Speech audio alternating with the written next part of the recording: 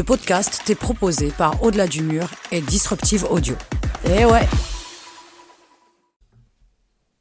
Bonjour à toutes et à tous. Aujourd'hui, je vous emmène à la découverte d'un événement qui sent bon la convivialité, le sport à taille humaine et l'engagement local. La course à travers QJ. Vous hésitez encore à chausser vos baskets pour participer à une course populaire? Vous vous demandez si ce genre d'événement est fait pour vous? Que vous soyez coureur débutant, régulier ou simple amateur d'ambiance villageoise? Dans cet épisode, je reçois Lionel et Chantal, deux piliers du comité d'organisation qui vont nous parler de l'histoire, des valeurs et de l'esprit unique de cette course. L'objectif? Vous donner envie de franchir le pas, de rejoindre cette belle fête du mouvement. Et pourquoi pas de vous inscrire à la prochaine édition. Bienvenue dans cet épisode spécial à travers QJ. Bienvenue dans Au-delà du mur, le podcast pour tous les passionnés de course, qu'il s'agisse de bitume, de nature ou de piste. Que vous soyez débutant ou coureur aguerri, nous explorons ensemble la préparation physique et mentale, la nutrition et la santé pour vous aider à atteindre vos objectifs. Si vous cherchez des conseils pratiques, des témoignages inspirants et des discussions captivantes, vous êtes au bon endroit. Préparez-vous, votre voyage au-delà du mur commence ici. Mes chers invités, bonjour. Bonjour. Salut. Comment ça va? Très bien. Bien. Pour les personnes qui ne vous connaissent pas, est-ce que vous pourriez nous dire qui vous êtes et d'où vous venez? Alors, je m'appelle Chantal, je suis originaire de QJ et je suis présidente du club à travers QJ. Depuis combien d'années? Présidente, je suis depuis 2023 et au comité depuis 2016. C'est bien, tu t'investis pour ta communauté. Voilà, j'essaye. Magnifique, bienvenue. Merci. Moi, c'est Lionel, originaire de Mesnières et habitant à QJ. Je suis au comité depuis 3 ans et vice-président depuis quelques mois. Qu'est-ce qui t'a attiré, qu'est-ce qui t'a fait venir dans ce comité, Lionel? Ça fait quand même quelques années que je suis déjà dans le club. Et puis, c'est un club qui me tient à cœur. Et puis, j'ai envie de donner encore un petit peu plus pour ce club. Et je me suis mis au comité quand il cherchait du monde. Merci à vous d'être venu depuis QJ pour parler de cette merveilleuse course qui va vivre sa 37e édition le vendredi 6 juin 2025. 37 ans, c'est quand même une sacrée longévité pour une course de village. C'est quoi le déclic qui a incité les organisatrices et les organisateurs à lancer le mouvement il y a 37 ans? Alors, à la base, c'est une course qui a été organisée en lien avec la fête cantonale des jeunes gymnastes et en lien aussi avec la société de gymnastique de QJ. Ils cherchaient à animer un petit peu la soirée du vendredi soir et puis ils ont demandé à 3 personnes passionnées de course à pied s'ils étaient d'accord de monter une course. C'était donc Pierre-Michel Bercier, Damiano Di Maggio et Pierre-André Grand-Girard qui ont mis sur pied cette première édition de la course à travers QJ. Elle a rencontré un chouette succès et du coup ils ont continué l'aventure et ils ont décidé de poursuivre cette course à travers QJ. Bercier, il y a un commun air de famille quand même. Alors c'était mon papa. C'est mon papa qui était organisateur, ouais. Donc tu baignes dans cette course depuis quelques années quand même. Oui, alors je pense que j'ai participé à la première édition en 1989. Donc voilà, ça donne un petit aperçu de mon âge. Et puis effectivement, mon papa et mon oncle ont beaucoup fait de course à pied étant jeune, donc je baigne dans le milieu depuis assez longtemps. Wow, j'ai une histoire, j'ai l'histoire vivante de la course chez moi. Je suis vraiment honoré, c'est grandiose. Donc, à l'issue du succès rencontré par la course, il s'est passé quoi avec la partie justement fête de gymnastique? Vous avez scindé les deux, la fête de gymnastique ne se fait plus? Alors, la société de gymnastique existe encore. Pendant un moment, donc jusqu'en 2004, la structure de la course à travers QJ était liée à la société de gymnastique et puis ensuite elle s'est dissociée de la gymnastique et une association a été fondée, donc l'association à travers QJ.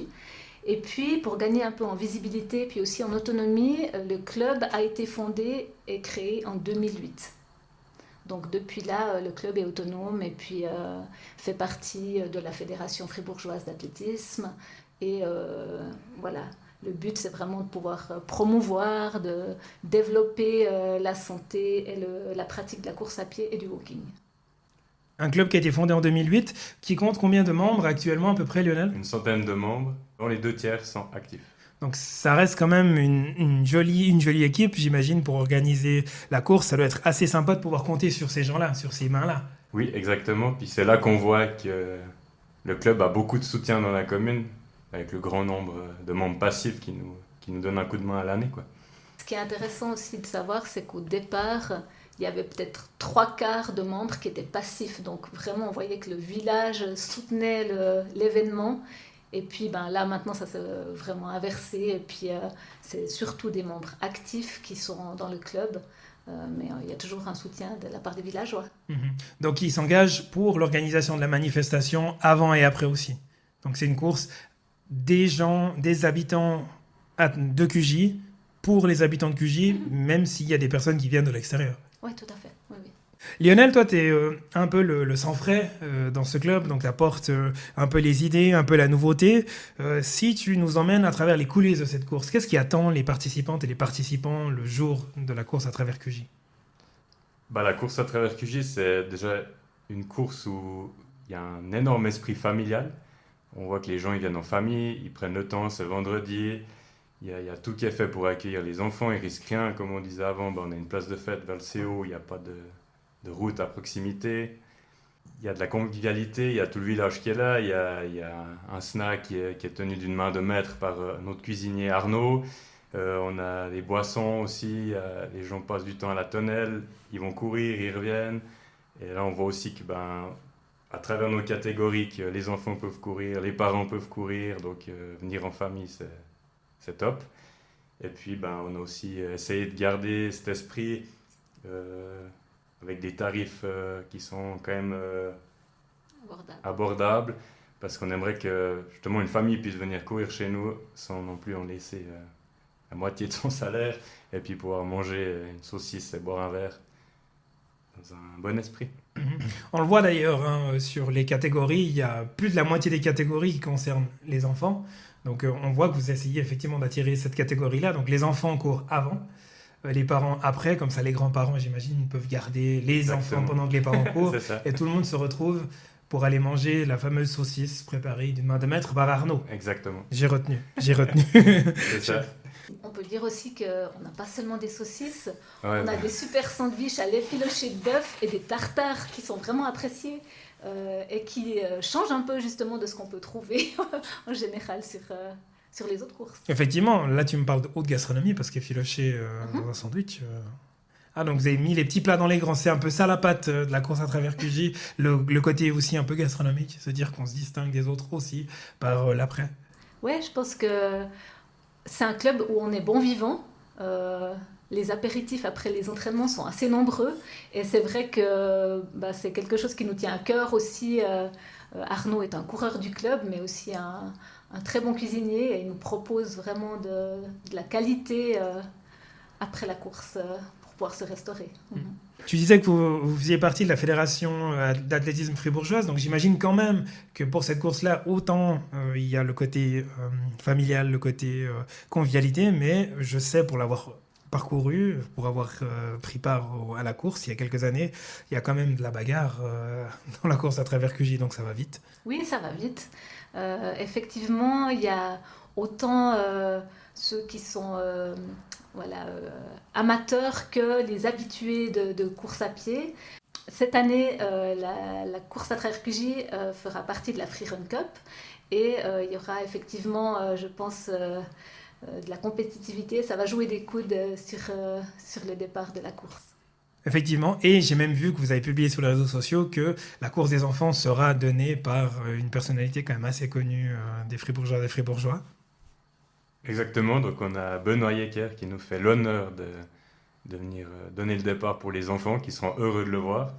Et il sera à disposition aussi des enfants pour une petite photo ou bien une petite signature. Il n'y a que les enfants qui seront heureux de le voir? Ouais, non, les adultes aussi, mais ils sont un peu plus timides en général.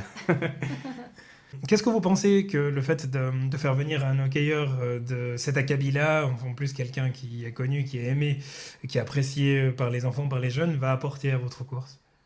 Le but de cette course, comme on dit depuis le début, c'est de faire quelque chose de convivial. Donc chaque fois, on essaie de chercher un peu des trucs pour animer. Sur le parcours, on a des groupes de musique du Corps des Alpes. Donc c'est top. Et puis on cherchait un peu pour le départ quelqu'un qui serait envie de venir un peu motiver ces jeunes. Et puis je pense que aussi l'exemple d'avoir un sportif comme Benoît qui est là, ça peut que faire rêver les jeunes. Et puis tant mieux pour nous s'ils viennent le voir. Ils s'engagent facilement, les sportifs d'élite, pour ce genre d'événement? Alors là, pour être franc, on a eu le contact via une connaissance, parce que c'est vrai que c'est souvent compliqué de les avoir, et il nous a fait bon accueil pour venir. En tout cas, moi je l'ai eu au téléphone dernièrement. Il est heureux de venir, et vraiment quelqu'un de super cool. C'est assez plaisant. Oui, ça fait aussi plaisir de pouvoir avoir cette proximité avec un joueur de Ligue nationale A quand même, et puis qui viennent comme ça, je trouve honorable. Et puis on aura aussi les sœurs Spronger qui vont venir motiver les gens par des warm-up et qui seront aussi disponibles, qu'on pourra interviewer pour qu'elles nous expliquent aussi un petit peu leur vécu par rapport aux différentes courses qu'elles ont faites. Donc on se réjouit aussi de pouvoir accueillir ces sportifs de haut niveau dans notre petit village de Cugy et dans notre modeste course. Ça fait quand même une sacrée concentration de talent, de vitesse au même endroit. Comment vous avez fait pour approcher les sœurs Spronger? Alors, Léa, je la connais un petit peu parce que je l'ai reçue dans le podcast, mais ça fait quand même beaucoup de people quand même à cette course. En fait, l'idée est venue quand on a vu qu'elles ont créé leur entreprise Smove, là, et en fait, on s'est dit, au comité, il y a quelque chose à faire. Leur entreprise est récente, et nous, on cherche aussi un peu de pouvoir créer un échauffement qu'on n'avait pas, parce que c'est vrai que cette course, elle a sa 37e édition, mais on cherche chaque fois un peu des nouveautés à la faire évoluer, tout en gardant un esprit convivial important. Et puis, du coup, on s'est dit, pourquoi pas, ça coûte rien, c'est un mail. De prendre contact avec leur petite entreprise, qui est assez grande en fait. Et puis, elles ont répondu favorablement à la demande. Et là aussi, je trouve cool et honorable que des gens comme ça viennent dans des petites courses, parce que finalement, le futur de ce sport est là, quoi. Elles l'ont compris, et puis j'imagine qu'il y a aussi une grande partie de leur public cible qui se trouve aussi dans cet endroit-là. Exactement, ouais. C'est un peu le bon endroit pour faire de la pub aussi. Toi, Chantal, quand tu entends les propos d'un Lionel qui est fraîchement débarqué dans le club, qu'est-ce que ça te fait d'avoir, entre guillemets, du sang neuf, ou alors d'avoir quelqu'un qui vient de l'extérieur avec des idées peut-être pas forcément révolutionnaires dans un premier temps, peut-être que si, mais comment est-ce que tu vois les apports que quelqu'un qui vient récemment d'arriver au comité peut donner à l'équipe? Moi, j'adore. Elle en a marre. Parce que Lionel, il a 1002 initiatives par semaine. Et c'est vraiment chouette de pouvoir voir si c'est faisable ou pas forcément. Et comme tu disais, pouvoir faire évoluer un petit peu la dynamique du comité, la dynamique de l'organisation de la course. Et puis... vraiment toute idée est bonne à prendre et vraiment là, moi j'apprécie vraiment ce 109 et ces idées-là. Toi, t'es le petit nouveau du comité, donc. À peu près, ouais, c'est ça. Et tu dois jouer un peu des coudes pour imposer, en tout cas réussir à convaincre les autres membres du comité, ou ça passe crème? Non, ça se passe toujours assez bien. Après, c'est vrai que c'est un défi un peu à l'heure actuelle, des courses comme on a nous, il faut la faire grandir, il faut la faire évoluer, pas que les gens s'en lassent. En même temps, il ne faut pas tomber dans un truc business où... on a aussi fait des essais qui n'ont pas été concluants. On a voulu faire un peu des stands l'année passée avec des sociétés qui venaient faire de la pub, parce qu'ils disaient « Ah, mais ça fait un peu trop grande course, c'est pas ce qu'on veut ». Donc on a aussi corrigé ça, donc il y a aussi des idées qu'on revient en arrière. Et puis, c'est vrai que c'est quand même un défi de ne pas s'enflammer et puis de devenir une course... à business, si je peux dire ça, et garder vraiment la course populaire comme elle a son nom, mais tout en ayant un attrait sympathique et intéressant pour les coureurs. Mhm. Et ça, c'est clairement, je pense, un des enjeux des courses comme la vôtre, alors qu'ils connaissent la 37e édition, c'est soit se dire, bon, on va rester à la taille qu'on est, soit on va viser peut-être davantage d'inscrits, mais ça passe peut-être par davantage de professionnalisation. J'en parlais d'ailleurs dernièrement avec un autre organisateur de courses dans un autre canton qui disait, bon, au bout d'un moment, j'ai l'impression qu'il va y avoir la course où c'est limite, il y aura un papier planté sur un arbre pour dire demain à telle et telle heure on part depuis ici, à la course où il y a une personne, voire deux, qui travaillent à l'année, parce qu'en soi, ça prend quand même passablement de temps. Il n'y a pas de petite course. Les demandes d'autorisation, c'est les mêmes que tu organises une course pour 10 000 personnes ou 500 personnes. Donc ça prend quand même beaucoup de temps. Alors c'est sûr que voilà, il faut pas trop compter ses heures. On a une commission qui est formée de 12 personnes et chacun a son dicaster, s'occupe de manière assez indépendante. Donc on n'a non plus pas trop de réunions. Mais c'est vrai que l'année passée, on a été un petit peu victime de notre succès. On n'avait plus assez de dossards alors qu'on en avait 1300. On a dû en refaire à la main. On a eu vraiment beaucoup de monde pour manger, pour boire. Enfin, on voit que c'est vraiment en essor. Tout le monde dit les courses à pied.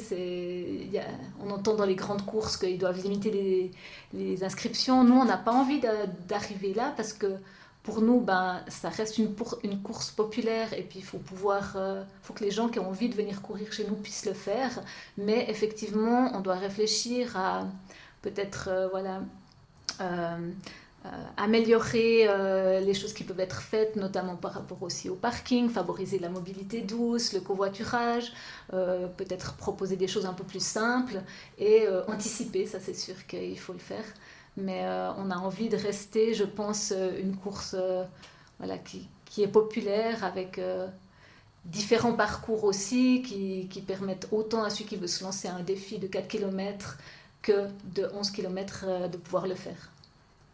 Tu as commencé à esquisser la partie parcours. Je vais attraper la balle au bon. Je ne vais pas trop presser le citron sur la partie croissance. On en parlera un peu plus tard. J'ai vu que tu as préparé des magnifiques notes concernant le parcours. Donc, j'aimerais que tu arrives à convaincre quelqu'un qui est un peu indécise, qui ne sait pas trop qu'est-ce qu'il attend sur le parcours 11 km, donc qui est le parcours principal. Exactement. Pour les enfants, il y a différentes boucles.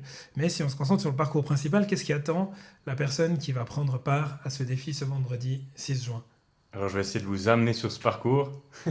Alors, tout d'abord, vous allez partir sur un long bout droit direction Vezin, la commune voisine, pour ensuite prendre de la hauteur sur Cugy, avec une magnifique vue sur le Jura.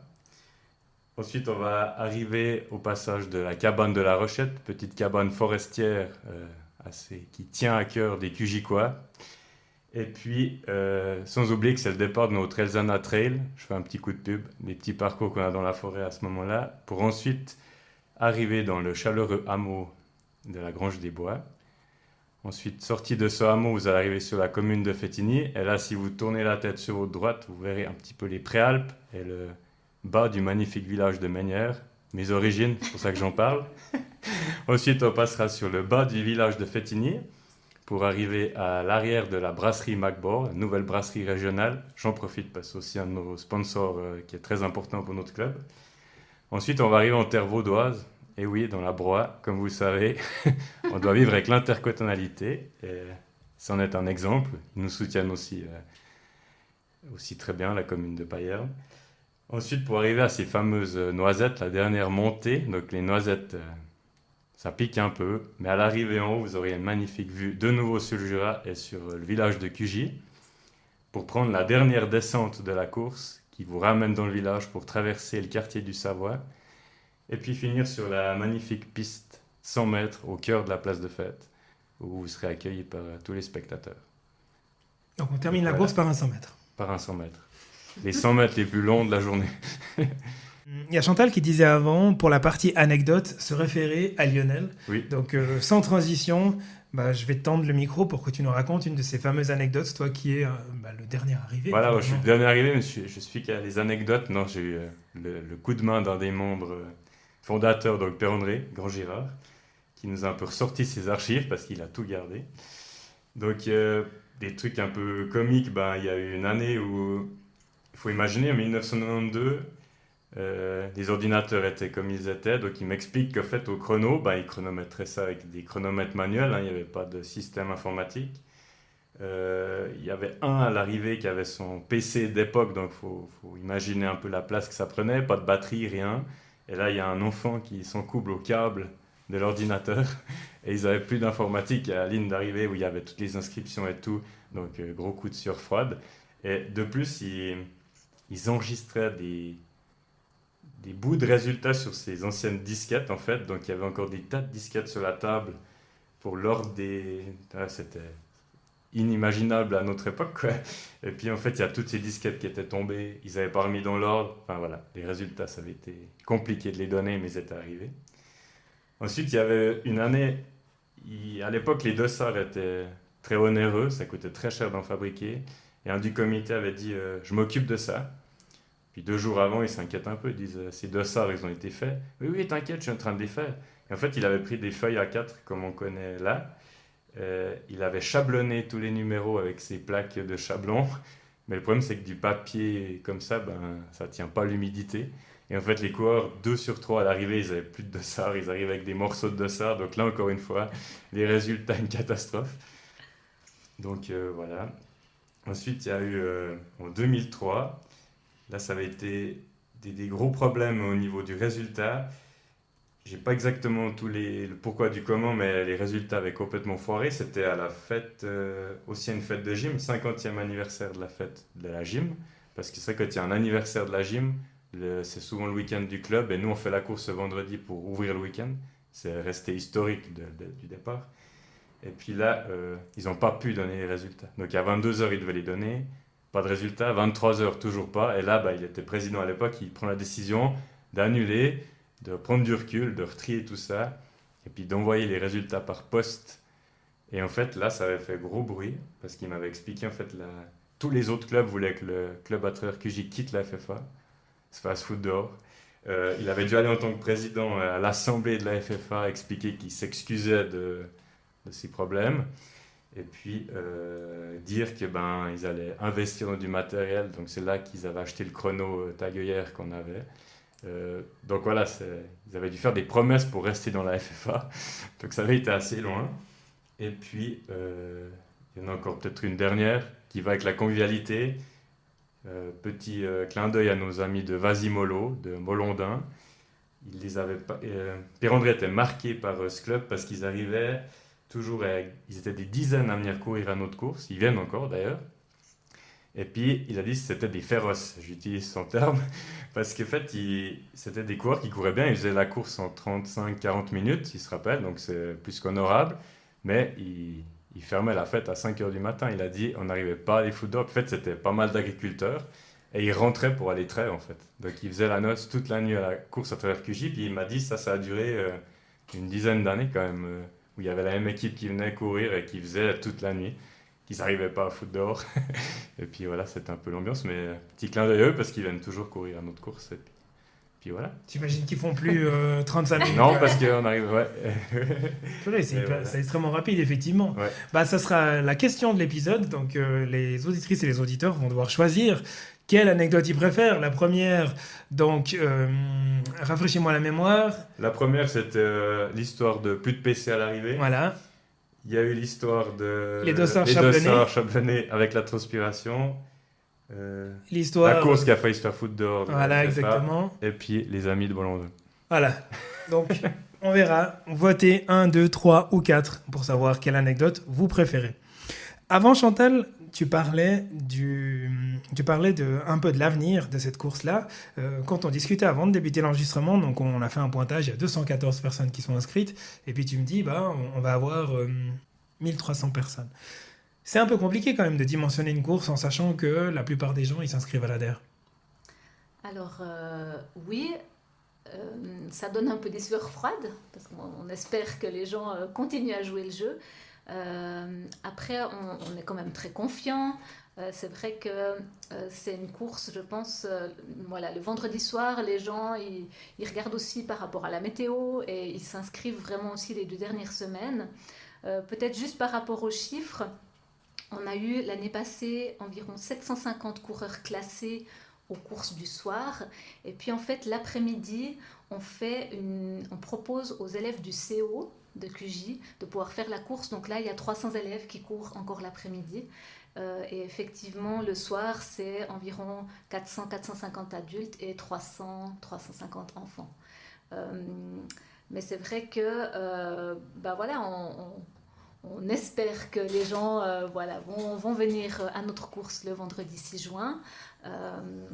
Et puis, ça devrait le faire parce que les dernières années, c'est quand même assez stable ou plutôt en évolution. Donc, on reste confiant. Mais effectivement, pas si facile d'estimer.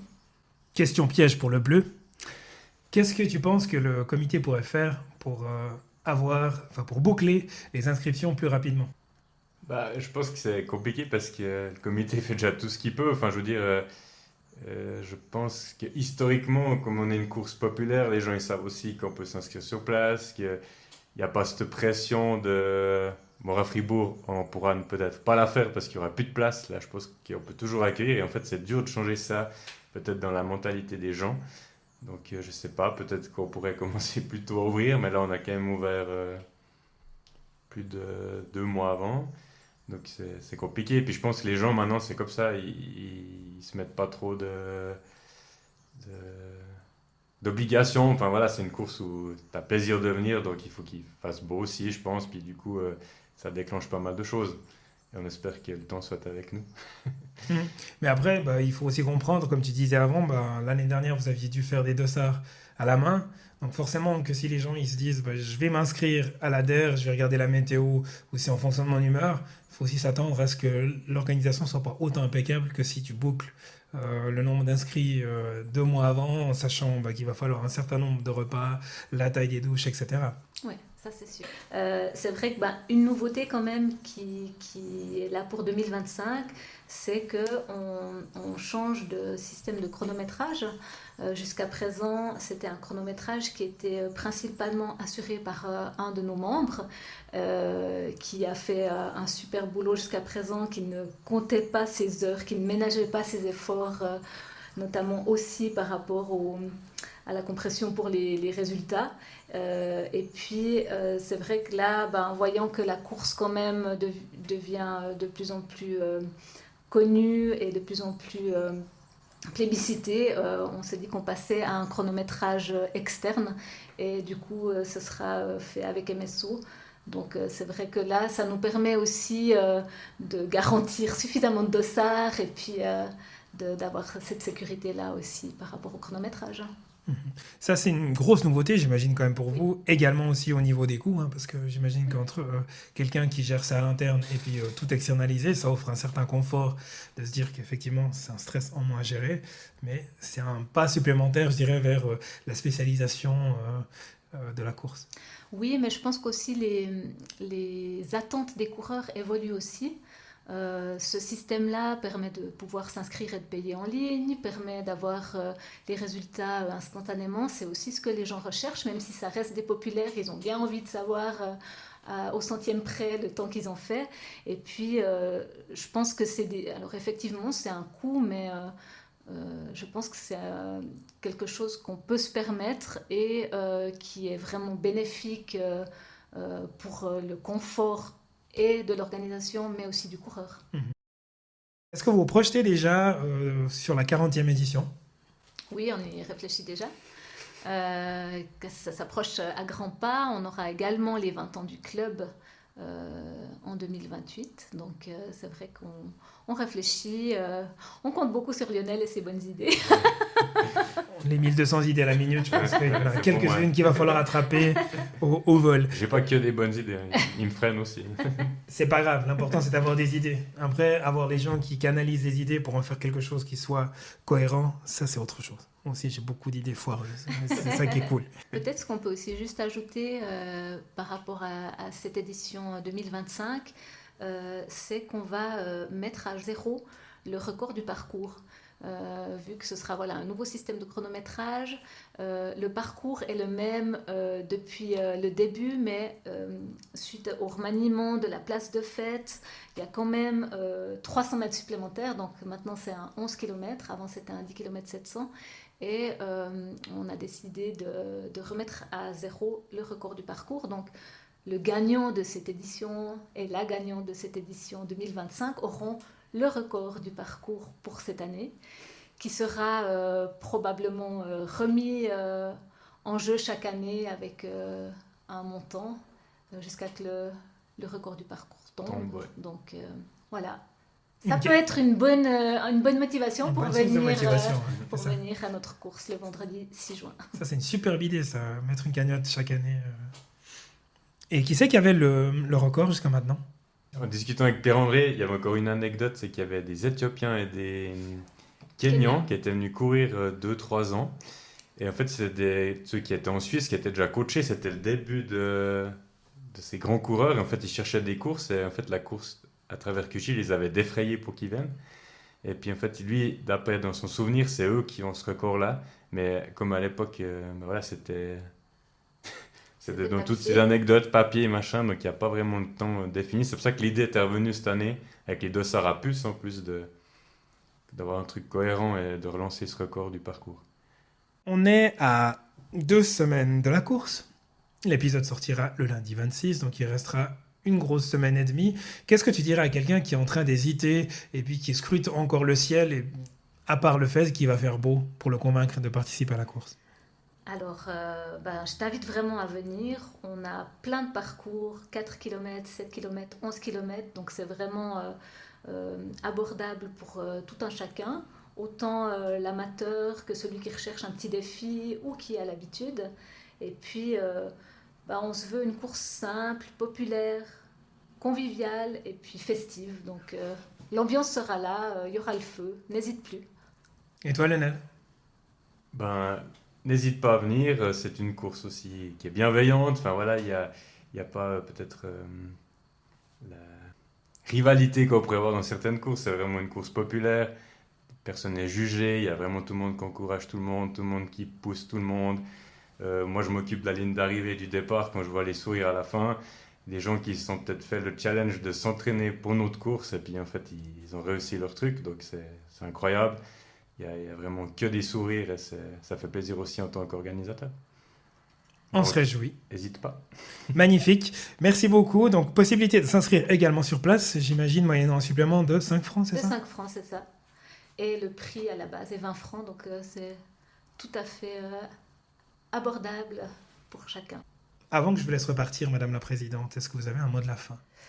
Oui, je tenais à remercier tous les bénévoles qui participent à l'organisation de notre course. Sans eux, on ne ferait rien. On n'est pas encore dans ces grandes manifestations où on doit refuser des bénévoles, mais il nous est arrivé que certains bénévoles nous disent « Ah, mais t'as oublié de m'appeler, qu'est-ce qui se passe ?» Donc vraiment, merci à tout le monde et merci aussi au village de Cugy de jouer le jeu et de venir à notre manifestation année après année. Merci beaucoup Chantal et Lionel d'être venus parler de cette merveilleuse course à travers Cugy. Je vous souhaite une superbe 37e édition et puis on se reverra plus tard pour le débrief.